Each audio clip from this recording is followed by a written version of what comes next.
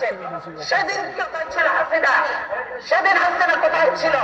এতগুলো অফিসারকে মারল, 57 জন অফিসারকে হত্যা করল। সেদিন হাসিনার এই ফোর্স কোথায় ছিল? গোলামি করবেন, দালালি করবেন, এই গোলামি তো রাখবে না। লিন্দুক দর্জির ইতিহাসটা পড়ে দেখেন, সেও কিন্তু থেকে নাই বেশি দিন। দেশ বিক্রি চলবে না হাসিনার, দেশ রক্ষা হবে ইনশাআল্লাহ। আর আমরা ঘরে ঘরে ঢুকে এখন মানুষ হত্যা করছে, মনে করেন যে এগুলোর হিসাব নেই। এই মা বোনের কান্না, এই আলেমেদের কান্না, এই বিডিআর অফিসারদের ওয়াইফের কান্না। ওদের স্বপ্ন পূরণে পাশে থাকতে পেরে আমরা গর্বিত। এগুলি কি বৃথা যাবে?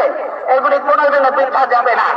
আজকে যারা এই জুলুম নির্যাতন করছেন, তাদের তো ওদের মাথা চোখের পানি ফেলতে ফেলতে বুঝতে বুঝতে তারা চোখ অন্ধ হয়ে যাবে।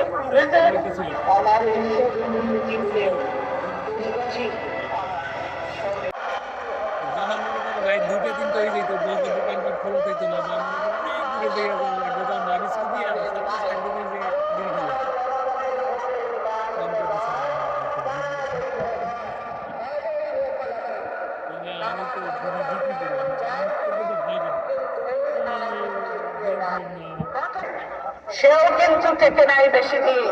দেশ বিক্রি চলবে না হাসিনার, দেশ রক্ষা হবে ইনশাআল্লাহ। আর আমরা ঘরে ঘরে ঢুকে এখন মানুষ হত্যা করছে, মনে করেন যে এগুলোর হিসাব নেই।